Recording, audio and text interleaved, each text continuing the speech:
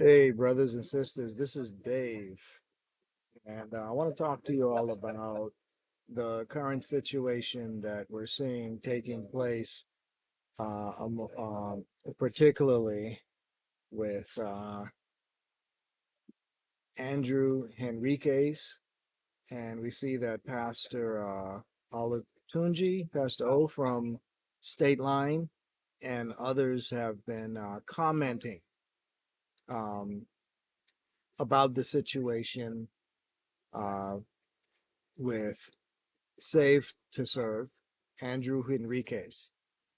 We know that some of you may know that there's individuals coming out to correct Andrew Henriques about time setting in regards to uh, 6,000 the 6,000 years, the week of time, and that their concerns is that Andrew Henriques is time setting.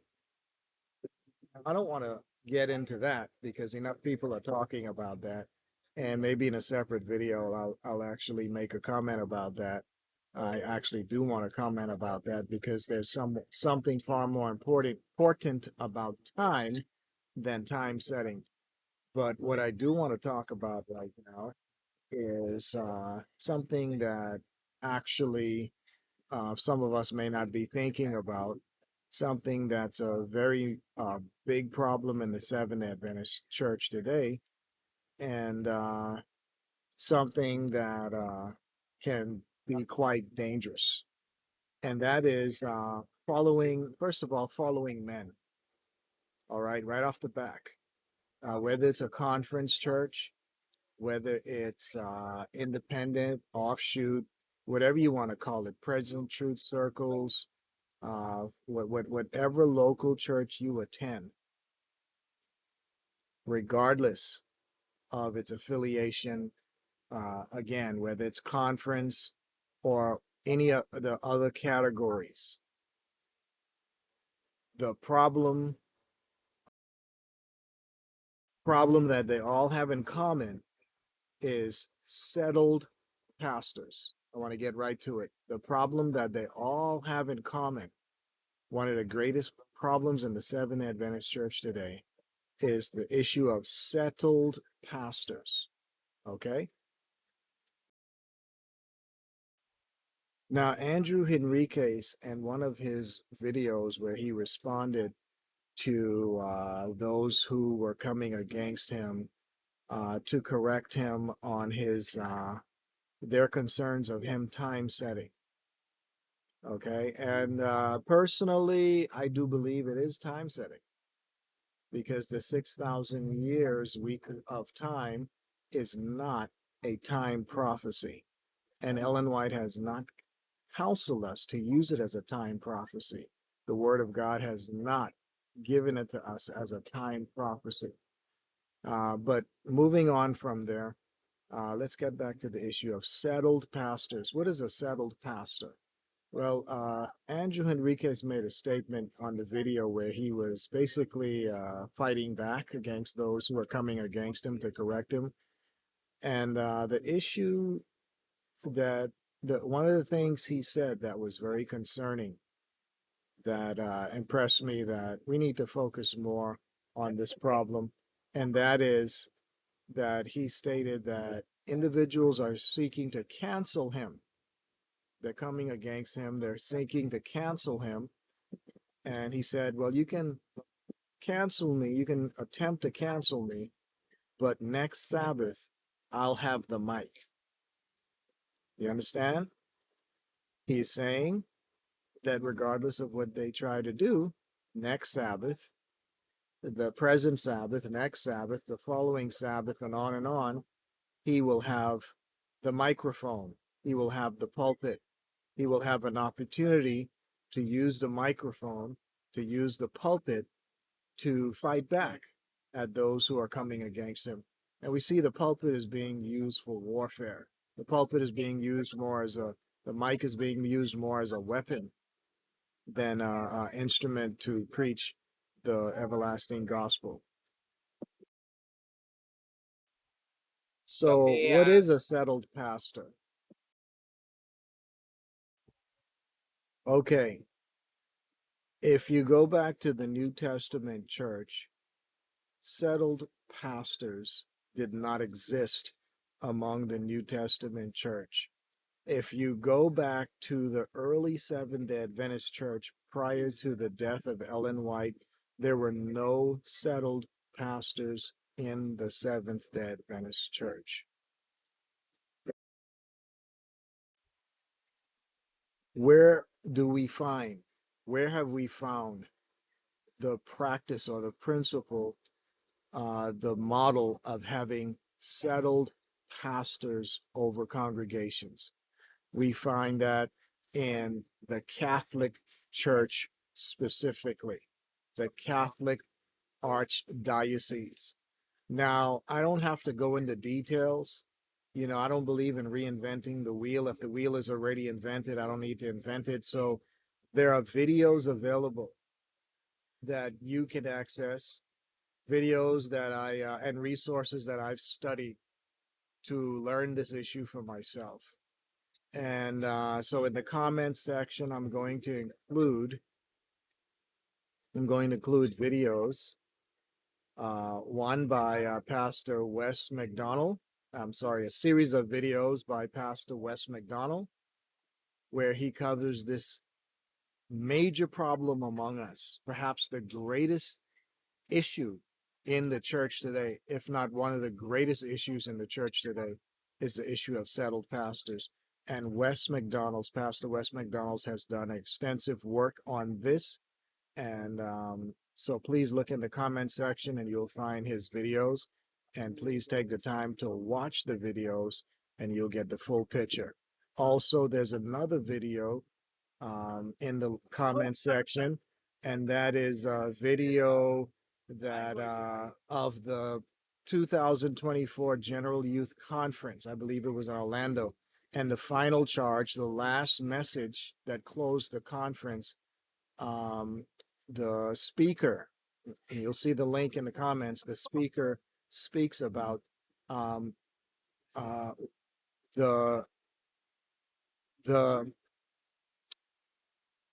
key points or key areas of revival or change that the Seventh Adventist Church needs at this time. And one of the issues he covers, um, uh, he covered among our greatest need is, of course, a revival of primitive godliness. And, but also, one of the greatest problems in the church today, he covers this issue of settled pastors. And so please watch that video from the 2024 General Youth Conference. I'm going to play a little excerpt of that video. Also, there's a chapter in Christian Service by Ellen G. White, and the chapter is called The Church Expansion Movement. And that chapter, The Church Expansion Movement, Ellen White talks about church growth, and Ellen White talks about the practice of planting churches in areas where the truth has not been uh, preached, unreached areas. Uh, I'm going to switch my view here. You can see my screen.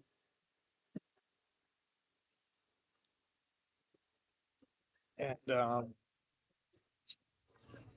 so I want to actually read something here. Just So I'm going to keep this very simple and you can study the resources for yourself.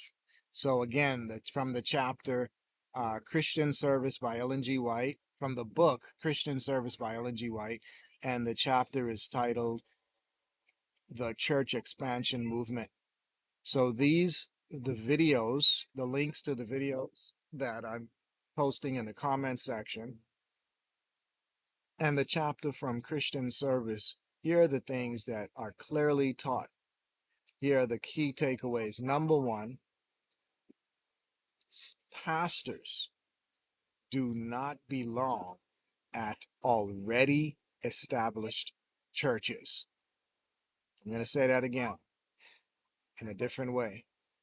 If you are at a local church, an already established local church with a large amount of members, okay, even a small amount of members, an already established church. You know, some of you are at local churches that have been existing for years and decades. These churches don't need pastors. Pastors do not belong at such churches. Number two, clear takeaway from clearly written in this chapter from Christian Service by Ellen G. White.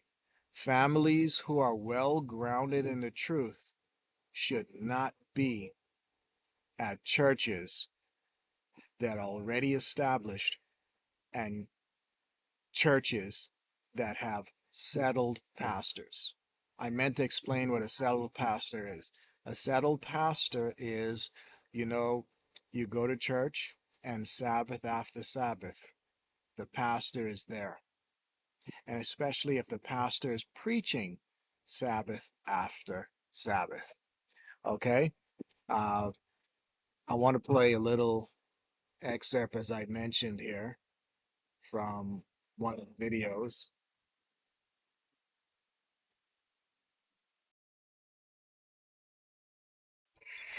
A fourth key that the Adventist Church in the West needs to experience the resurrection that Christ longs for it to have is a return to regular strategic church planting. Now, listen carefully. If you tell me that your church experience, that your Christian experience is boring, I automatically know you are not planting a church. I know that for a fact. Because there's nothing like church planting. I've done it before myself. I've been the lead on a church plant. I've assisted with numerous other ones in there. Church planting is spiritual bungee jumping at its best. This is where the action is. If you're thinking, well, the Christian life is boring, there's nothing to it in there, you need to be involved in planting a church because that's where the action is at. Notice this. James White was not necessarily known for beating around the bush. And early in the Adventist setting, 1862, in the Review and Herald, he had this to say. He said, some who join the Seventh-day Adventists commence at once to preach to the brethren, many of whom are far in advance of them, and our brethren often err in urging such to spend their time in preaching to them. So do you see the situation? Somebody comes in, probably has some previous religious experience someplace else, becomes a Seventh-day Adventist. The brethren urge them, hey, stay here, preach to us. We want to hear you and your enthusiasm, etc. James White says that's an error. Notice he continues on.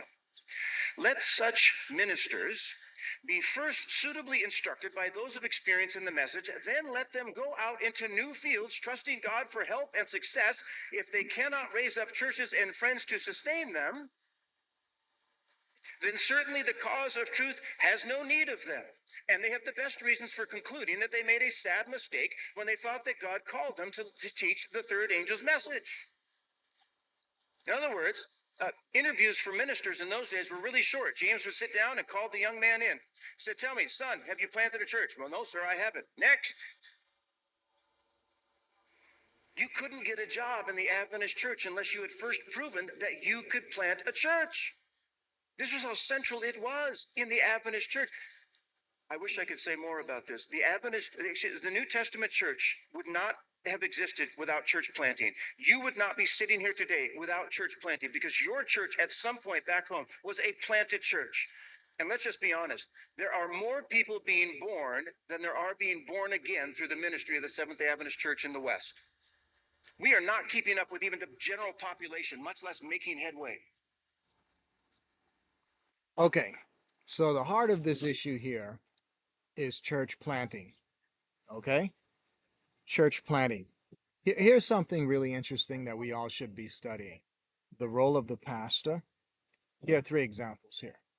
3 points. The role of the pastor, the role of church members, families who are well grounded in the truth, and the role of our camp meetings. Okay?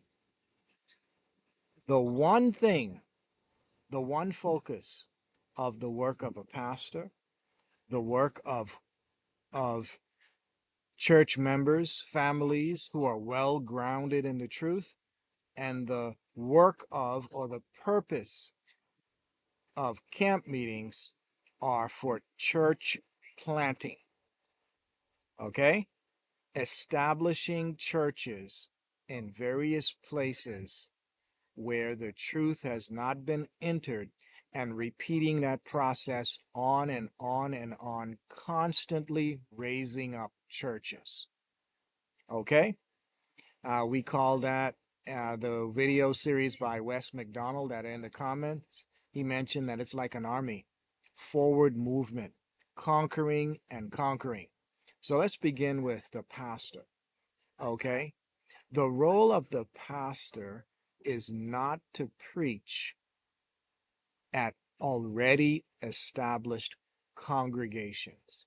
You know, one pastor said one time that instead of being fishers of men, we're managers of the aquarium. So the role of a pastor is not to be lording over, leading, or controlling a local congregation, preaching there Sabbath after Sabbath, as Wes McDonald said, preaching at doors that are already open. And again, I don't have to reinvent the wheel. Pastor Wes McDonald does a better job than I can do. And the other brother that I just played, that's the 2024 GC. That video is in the comments. I don't need to try to do a better job than these brothers. They've done a phenomenal job on this issue of settled pastors. Okay? Now, again, where was I? So So pastors do not belong at our local churches. Where do they belong? They belong in the mission field, raising up churches in dark counties, places where the truth has not been entered. This is how the Seventh Adventist Church operated before Ellen White died. A secular newspaper. As a matter of fact, please take the time and watch the videos. You'll learn what I've learned. And again, I don't want to go into all the details because it's in the resources in the comment section. Okay. So as Pastor Henriques mentioned, he said, you know, they can cancel me, but I'll have the mic next Sabbath. What he's saying again is he'll be preaching next Sabbath. He'll be preaching the following Sabbath and on and on. If you look at his YouTube channel, and this is not against him, this is calling out a very, actually, a very wrong practice, an unbiblical practice among us, a practice that, according to Wes McDonald, in the video in the comment section, it came from the Roman Catholic Archdiocese of having a priest over every established congregation. The Seventh Adventist Church did not operate like that. Settled pastors did not exist in the Seventh Adventist Church before Ellen White died. Then how did our pastors operate? Our pastors worked as evangelists, and they were church planters. They would go about raising up churches. And once they raised up a church and established it, they would move on to establish new churches. Pastors were not given a church.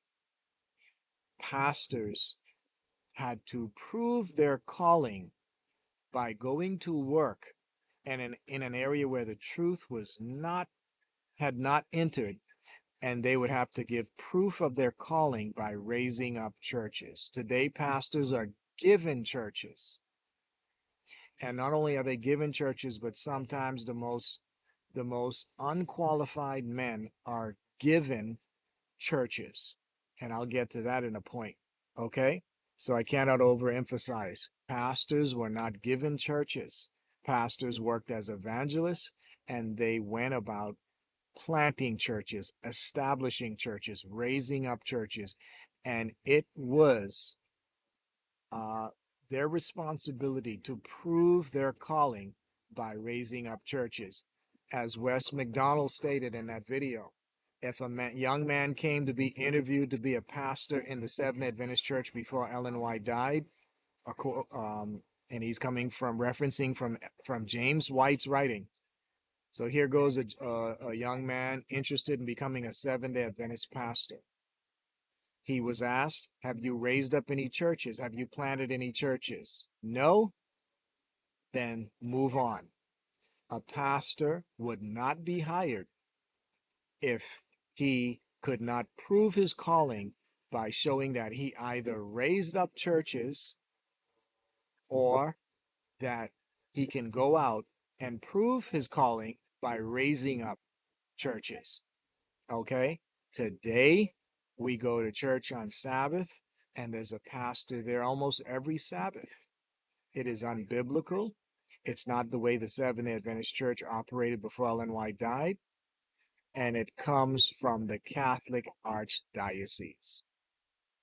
Now, so when Andrew Henriques states that he'll be on the mic next Sabbath, and you look at his YouTube videos and you see video after video after video of him preaching on Sabbath. This is not biblical. This is Catholic.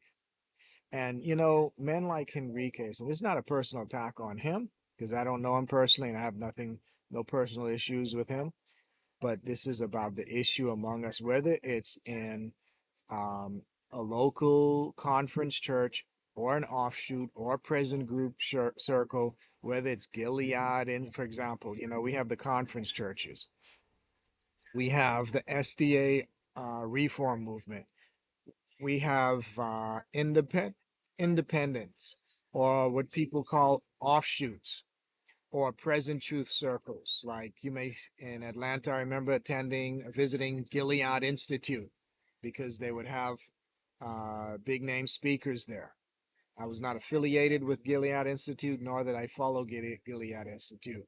But I attended a couple of Sabbaths when Colin Standish and Stephen Lewis, and I remember even Brad Neely preached at Gilead Institute.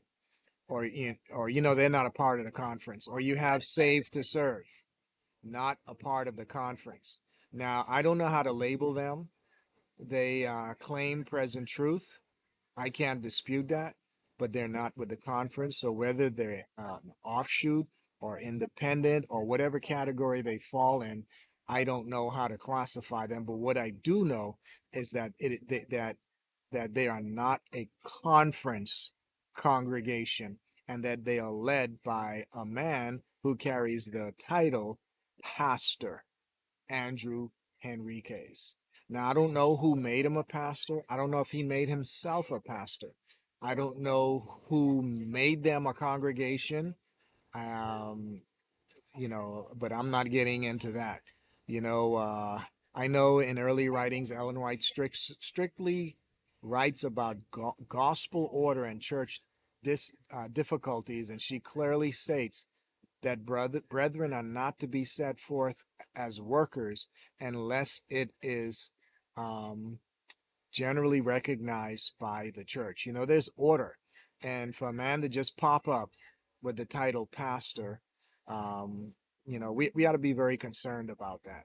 So I don't know how many of these circles operate, you know, but I've seen it happen before. You know, a Bible study starts in the home. Next, they're a company. Then they start they rent a storefront or something, and they become a church. And now they have a pastor, and they have no affiliation with the conference, with the organized body. Uh, I'm not an expert on that. I have never contributed any tithes to any of these groups. 100% of my tithes ever have, and continue to go to the General Conference Treasury. And we worship at a General Conference church on Sabbath, even though we think they're watered down, there's apostasy and abandonment of our primary mission. And even though we love the present truth, we continue to worship at conference churches. But anyway, so um, the thing that the conference churches and all these other categories, including Andrew Henriques, and Gilead Institute. I remember visiting Gilead Institute, and P. Herbert was there preaching just about every Sabbath, you know. And so, whether it's the conference churches, Gilead Institute, um, Save to Serve, or any other of these present truth offshoot, whatever you categorize them, wherever you find a local congregation in the general conference and outside of the general conference, when these congregations are led by a settled pastor, it is unbiblical. We should not be a part of a congregation where there is a settled pastor. Ellen White writes clearly about this. As a matter of fact, when you watch the videos by Wes McDonald, you will see that there's statements where Ellen White made that if we seek to have a pastor over the local church, we need to be reconverted. Ellen White also states in Christian Service that families seek already established large and prosperous churches, and we desire pastoral care. And she's writing about that in the negative, that this is the wrong mentality. What is the mentality?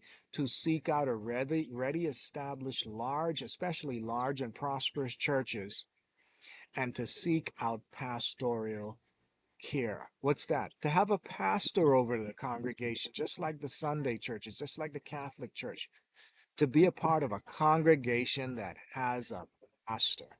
The church has been there 10, 20, 30, 40 years, and they have pastor after pastor lording over them. This is unbiblical, and Ellen White warned that if we ever adopted this model, uh, great problems would exist among us as a result. Okay, so there you have it, and me trying to wrap this up. I want to go back to this video, but so watch the video. The videos in the link, and share your comments with me. I actually would like to hear your comments. This is something I've been studying on. But let's go back to this video, and I want to read that part from James White.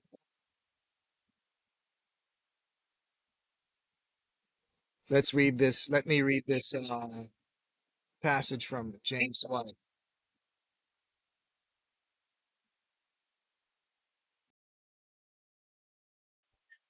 Okay, let's listen to this by James White.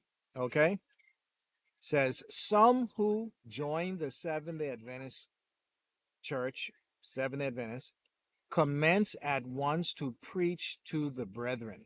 Okay, here goes a new convert to the Seventh-day Adventist Church, and he's a novice. He's a new convert, and he commences to preach to the brethren. Okay, so imagine a new convert, and he's already pushed into leadership positions, and now he's up front preaching. Many of whom are far in advance than him. Now he's preaching, and there's individuals in the pews that are far more advanced in the knowledge of the third angel's message than he. Okay? And our brethren often err in urging such to spend their time in preaching to them. So again, here goes a new convert. I've seen this happen at a local church I attended.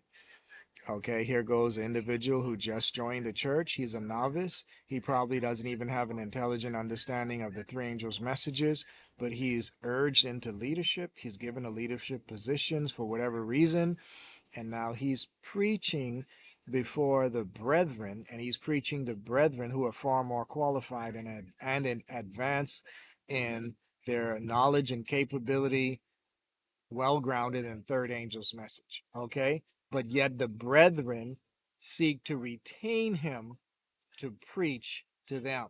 Now watch this.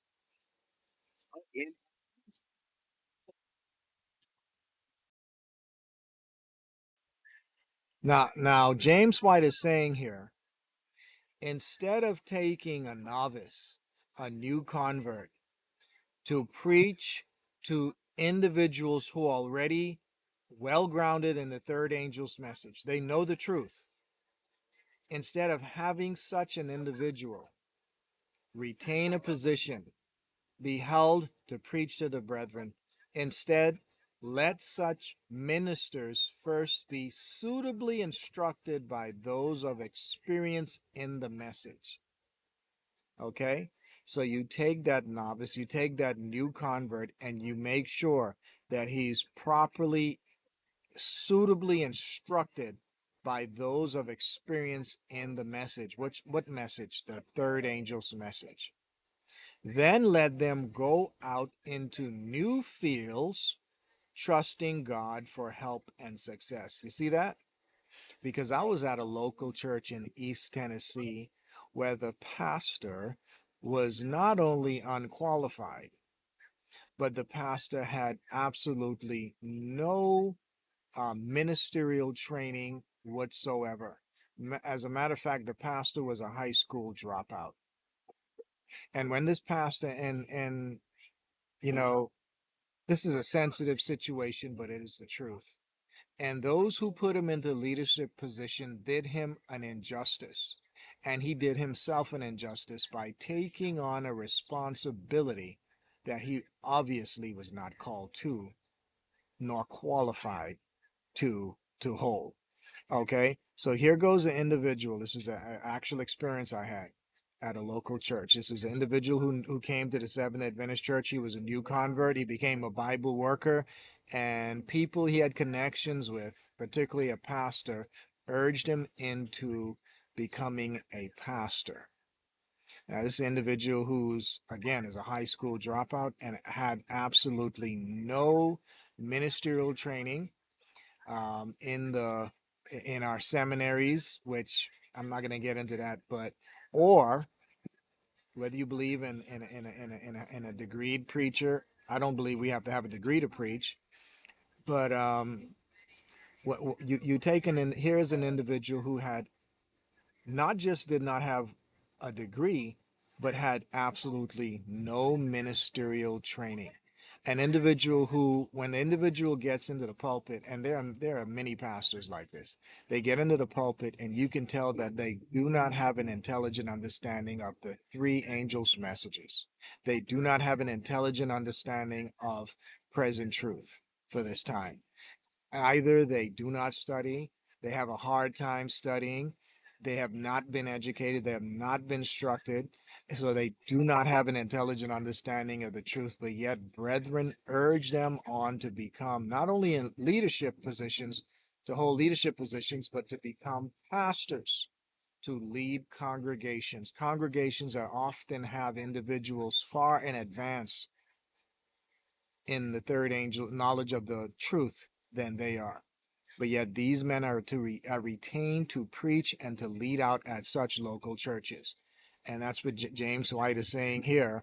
Instead, let these men who need to be educated before they become pastors, before they preach to the brethren, make sure that they are properly instructed by men of experience. And after they gain a proper education, a proper training and instruction to give the third angel's message, then what we do? Give them a church?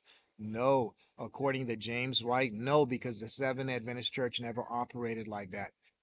Instead of retaining them and putting them over an already established church, James White is saying here, let such ministers, after they are trained, first be, after they're suitably instructed by those of experience, then let them go out into new fields, trusting God for help and success. New fields? Yes. These men, let them go out into regions where the truth is not established, dark counties where there are no churches, and let them labor to win souls, to plant churches, to raise up churches. That's the primary goal of a pastor, is to operate as an evangelist, raising up churches in areas where churches do not exist. Again, pastors before Ellen White died wasn't were never given a church. They were church planters.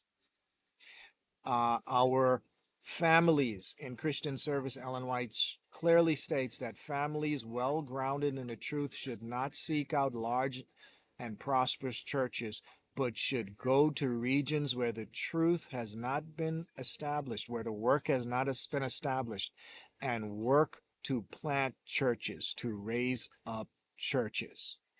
So, those of you who have an understanding in the third angel's message, those of you who love the truth for this time and study it and can go out and work for souls, should not be under pastoral leadership. You should be church planters. And our camp meetings, also in testimonies, I believe it was volume 9 or volume 6, the chapter is called Our Camp Meetings. And I want to tell you, there are fake camp meetings. There are fake camp meetings. If you read what our camp meetings are supposed to be about, you see that they're actually fake camp meetings. The primary goal of camp meetings is for the preaching of the third angel's message and giving practical understanding for missionaries to learn how to give the third angel's message, the three angels' messages around the world.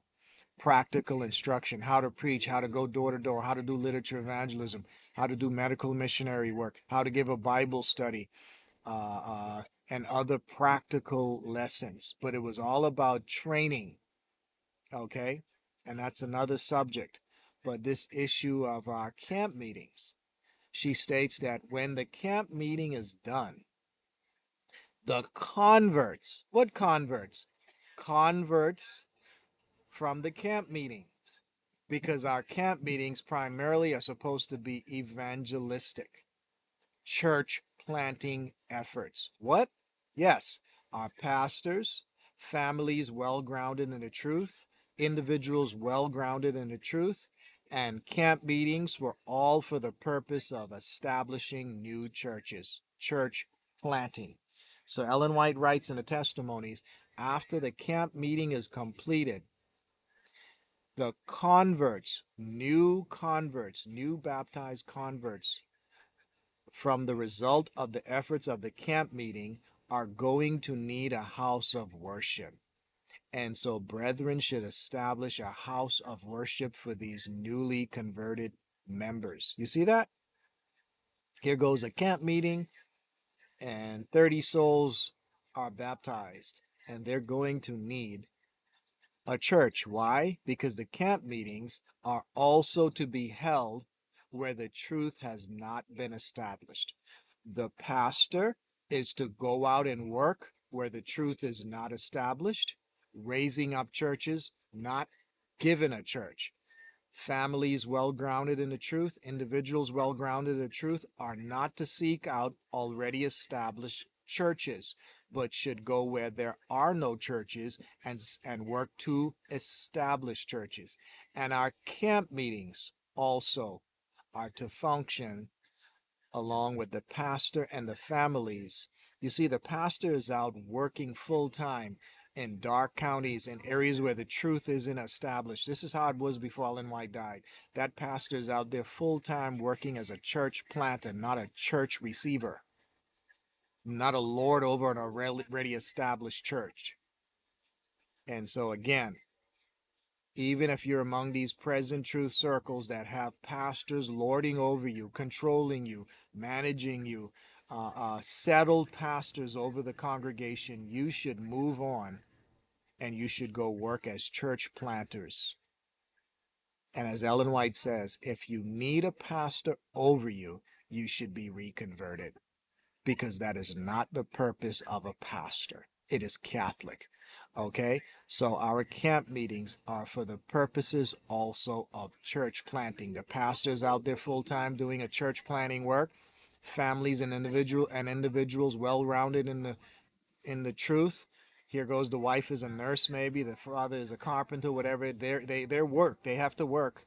They're not full time salaried workers, but their work. They move to They move to a certain city or town or region where the truth has not been established. And as they follow their employment in their daily lives, they're seeking to win souls to raise up congregations in a place where there is no church. We saw this happen. This happened in the Bahamas. Before there were Seventh-day Adventists in the Bahamas, there was a couple who held meetings in their home. They traveled to the region in the Bahamas where there was no work established in the entire Bahamas, and they held meetings in their homes, and they gave Bible studies. And today, the Seventh-day Adventist Church has many. The Seventh-day Adventists, I'm sorry, and today the Bahamas has many Seventh-day Adventist churches. It all began with the efforts of a Seventh-day Adventist couple entering a region, the Bahamas, where there was no established work.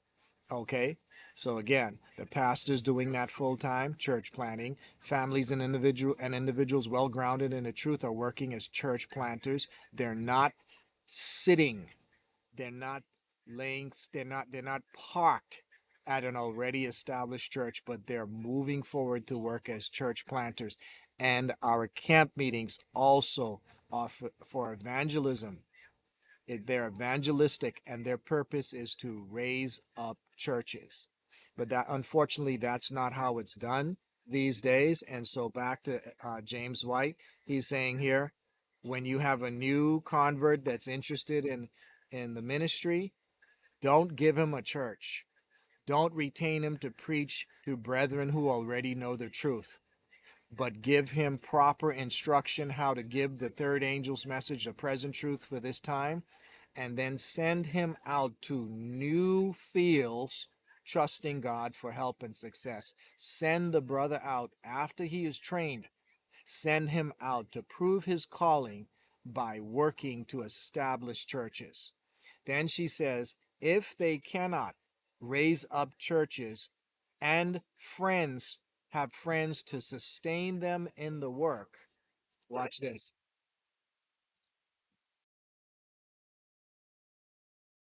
Adventist church. Well, sir, I have it. Next. You couldn't get a job in the Adventist church unless you had first proven that you could plant a church. This is how central it was in the Adventist church. Okay. I'm trying to say more about this. The Adventist, the New Testament church was not necessarily known for beating around the bush. And early in the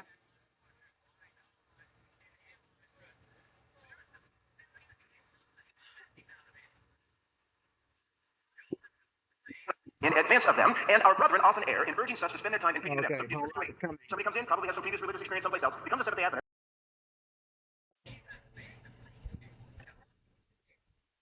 So it says here, when they go out, when you send them out to work, if they cannot raise up churches and if they cannot have friends to support them in the work, then certainly the cause of truth has no need of them.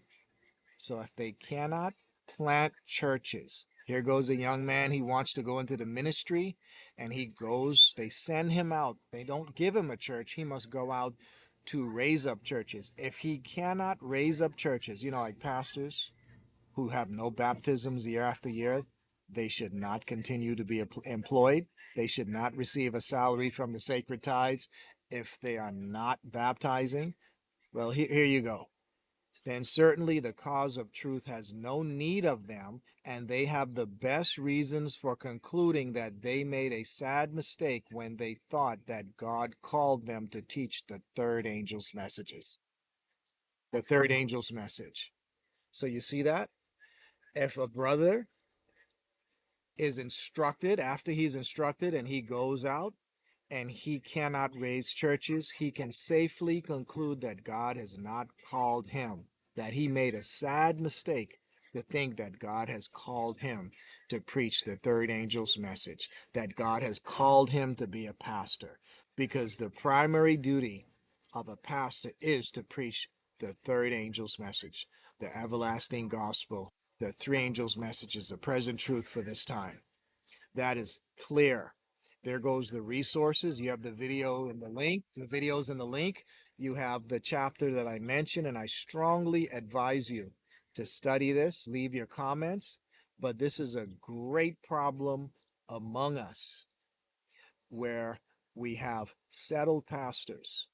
And so men like Henriques that brag about having the mic Sabbath after Sabbath, that is unbiblical. That is Catholic, and you should not be following such men. You should seek to become educated, to be church planters, and to move on to be a church planter. I personally have decided to not hold membership in any local church, whether it's in the conference or out of the conference, that has a settled pastor over it. Thank you for listening.